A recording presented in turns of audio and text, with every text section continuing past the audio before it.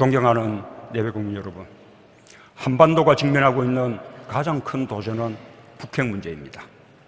북한은 핵과 미사일 도발을 계속하며 한반도와 동북아, 나아가 세계의 평화를 위협하고 있습니다. 특히 바로 이틀 전에 있었던 미사일 도발은 매우 실망스럽고 대단히 잘못된 선택입니다. 유엔 안보리 결의를 명백히 위반했을 뿐만 아니라 국제사회의 거듭된 경고를 정면으로 거부한 것입니다. 무엇보다 한미 정상회담을 통해 모처럼 대화의 길을 마련한 우리 정부로서는 더 깊은 유감을 느끼지 않을 수 없습니다. 북한의 이번 선택은 무모합니다. 국제사회의 응징을 자초했습니다. 북한이 도발을 멈추고 비핵화 의지를 보여준다면 국제사회의 지지와 협력을 받을 수 있도록 앞장서서 돕겠다는 우리 정부의 의지를 시험하고 있습니다. 나는 북한이 돌아올 수 없는 다리를 건너지 않기를 바랍니다. 북한은 핵과 미사일 개발을 포기하고 국제사회와 협력할 수 있는 길을 찾아야 합니다. 완전하고 검증 가능하며 불가역적인 한반도 비핵화는 국제사회의 일치된 요구이자 한반도 평화를 위한 절대 조건입니다. 한반도 비핵화를 위한 결단만이 북한의 안전을 보장하는 길이라는 뜻입니다. 그래서 나는 바로 지금이 북한이 올바른 선택을 할 수 있는 마지막 기회이고 가장 좋은 시기라는 점을 강조합니다. 점점점 높아지는 군사적 긴장의 악순환이 한계점에 이른 지금 대화의 필요성이 과거 때보다 절실해졌기 때문입니다. 중단되었던 한반도 평화 프로세스를 다시 시작할 수 있는 기본 여건이 마련됐다는 점도 중요합니다. 최근 한미 양국은 제재는 외교적 수단이며 평화적인 방식으로 한반도 비핵화를 달성한다는 큰 방향에 합의했습니다. 북한에 대해 적대시 정책을 갖고 있지 않다는 사실을 천명했습니다.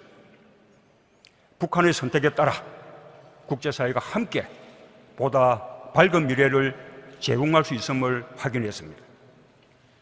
한미 양국은 또한 당면한 한반도 위기를 타개하기 위해서도 남북관계 개선이 중요하다는 점에 인식을 같이 했습니다.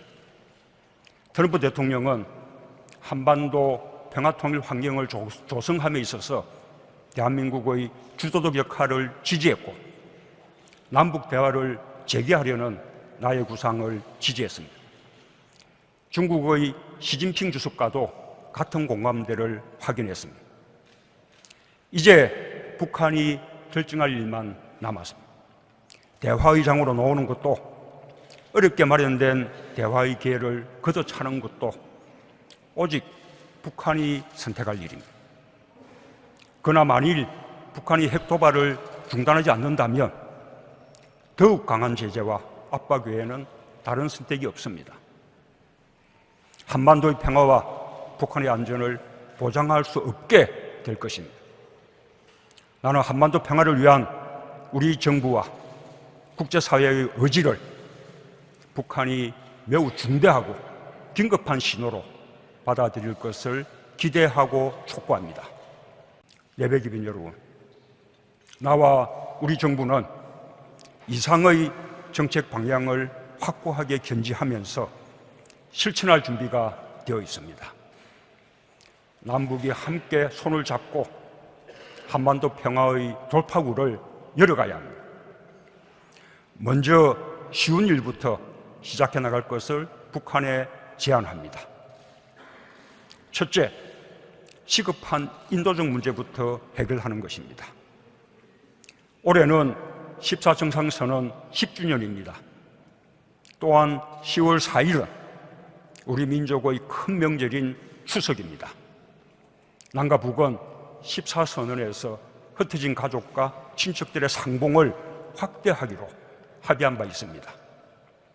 민족적 의미가 있는 두 기념일이 겹치는 이날에 이산가족 상봉 행사를 개최한다면 남북이 기존 합의를 함께 존중하고 이행해 나가는 의미 있는 출발이 될 것입니다.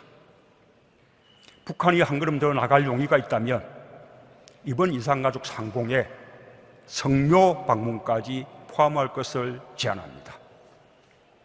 분단 독일의 이산가족들은 서신 왕래와 전화는 물론 상호 방문과 이주까지 허용되었습니다. 우리도 못할 이유가 없습니다. 더 많은 이산가족이 우리 곁을 떠나기 전 그들의 눈물을 닦아주어야 합니다. 만약 북한이 당장 준비가 어렵다면 우리 측만이라도 북한 이산가족의 고향 방문이나 성묘를 허용하고 개방하겠습니다.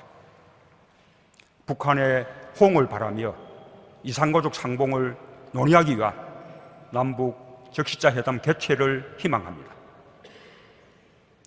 둘째, 평창 동계올림픽에 북한이 참가하여 평화올림픽으로 만드는 것입니다. 2018년 2월 한반도의 군사 분계선에서 100km 거리에 있는 대한민국 평창에서 동계올림픽이 개최됩니다. 2년 후 2020년엔 하계올림픽이 동경에서, 2022년엔 북경에서 동계올림픽이 개최됩니다.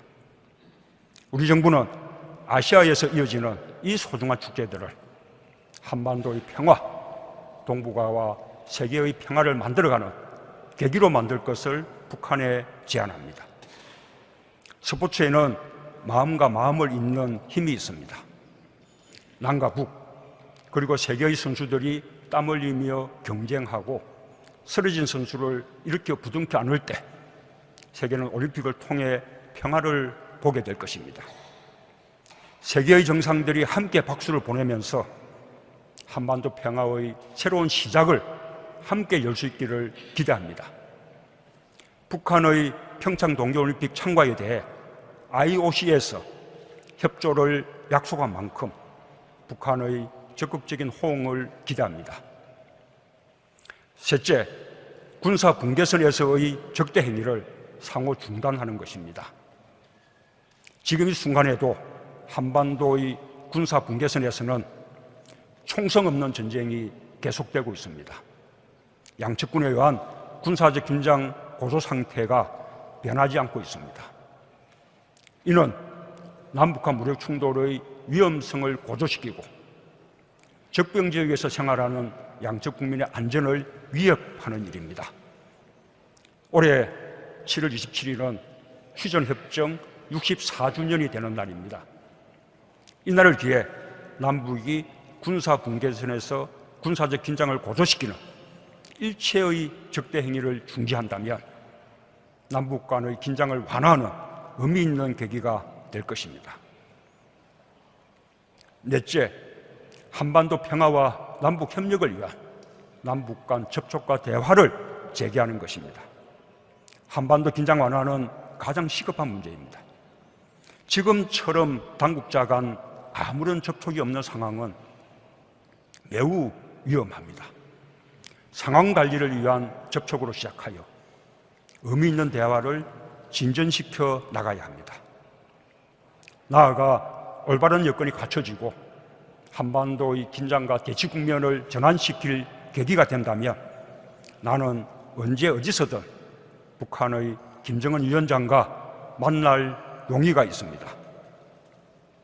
핵 문제와 평화협정을 포함해 남북한의 모든 관심사를 대화 테이블에 올려놓고 한반도 평화, 남북 협력을 위한 논의를 할 수 있습니다.